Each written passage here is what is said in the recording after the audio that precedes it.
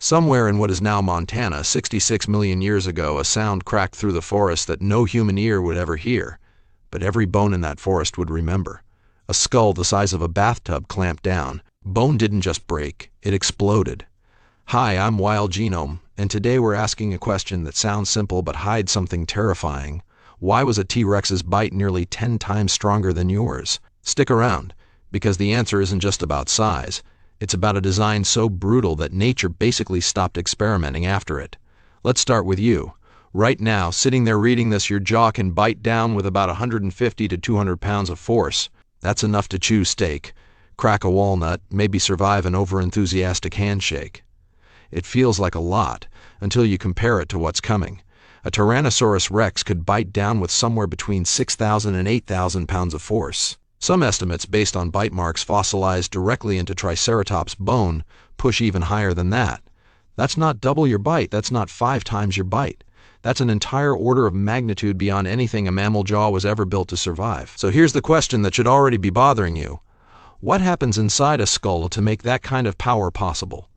Stay with me, because the first clue isn't the teeth, it's the muscles you can't even see. Picture the T-Rex skull stripped bare. It's not just big, it's engineered. Wide, almost boxy, built like a helmet reinforced from every single angle. And packed inside that helmet were jaw muscles so massive that some paleontologists believe they alone weighed more than an adult human's entire leg. These muscles, the same category humans have, just called the temporalis and the masseter, anchor into deep arched openings behind the eye socket. In you, those openings are small. In a T-Rex, they're cavernous, because bigger muscle attachment points mean dramatically bigger muscles. Nature was quite literally building a bigger engine bay to hold more horsepower. But muscle alone isn't the whole story. Here's the twist most documentaries skip entirely. The real secret is leverage. Think of your jaw like a nutcracker. The closer the hinge sits to whatever you're crushing, the more force gets transferred into the bite. A T-Rex's jaw hinge sat almost directly behind its back teeth. A short, brutally efficient lever arm combines short leverage with oversized muscle, and force doesn't just add up, it multiplies. That's why scientists studying bite marks on fossilized Triceratops frills found something disturbing. Puncture wounds over 2 inches deep, punched straight through solid bone, delivered in a single bite. Not a struggle, not repeated gnawing, one clean, devastating clampdown and it was over. Now here's where it gets even stranger, because the jaw wasn't even the T-Rex's most surprising weapon. It was the teeth.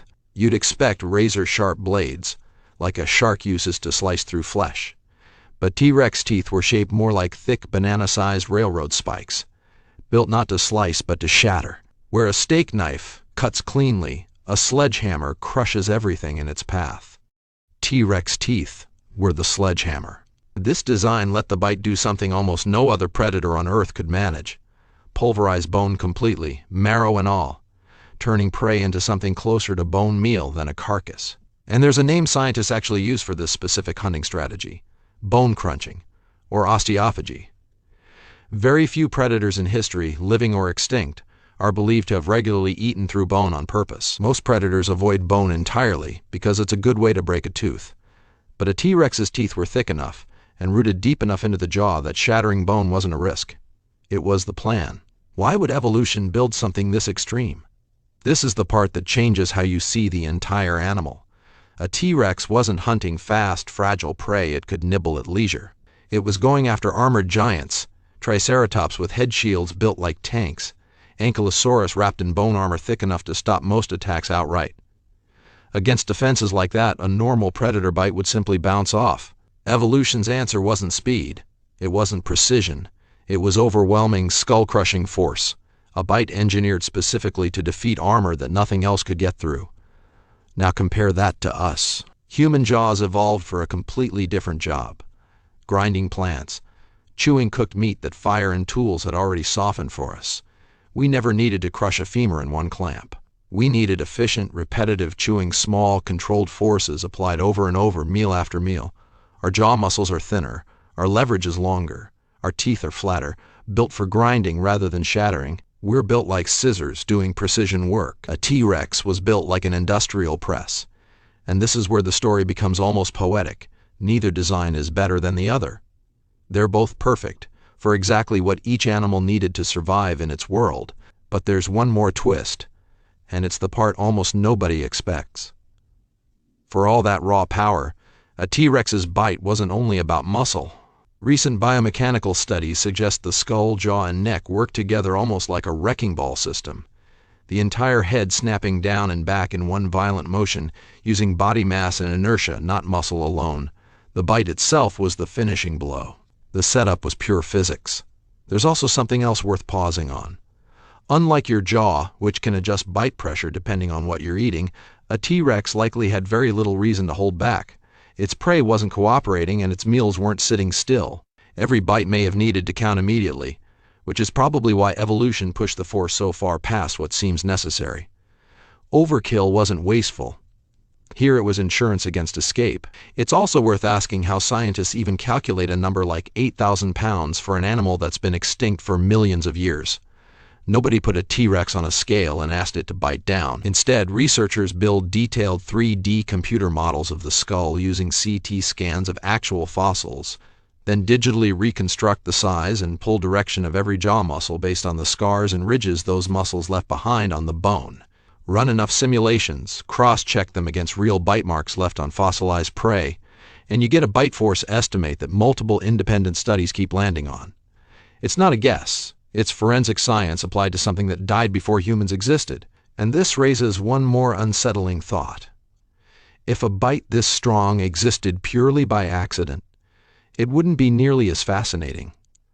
But it didn't happen by accident. Every millimeter of that skull, every fiber of that muscle, every ridge on those railroad spike teeth was shaped, generation after generation, by a simple rule: the animals that bit hardest survived, and the animals that didn't became someone else's meal.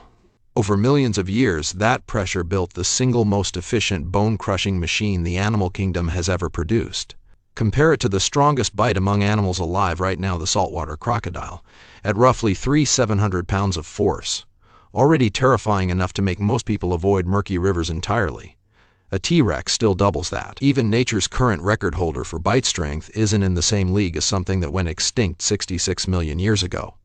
So the next time someone tells you the T-Rex was just a big lizard with a big mouth, you'll know the real story. A skull completely reshaped by evolution into a bone-crushing machine, muscles scaled beyond anything a mammal could ever grow, a lever arm built for maximum force transfer, and teeth designed specifically to obliterate armor plating that took millions of years to perfect. 10 times your bite force isn't just an impressive number to repeat at dinner. It's the difference between an animal that chews its food carefully and an animal that ends the entire argument in one single motion. And somewhere out on a quiet Badlands hillside, a fossilized Triceratops frill still carries the puncture marks that prove it happened exactly this way. If a bite like that existed today walking toward you across an open field, you wouldn't just run. You'd already be too late.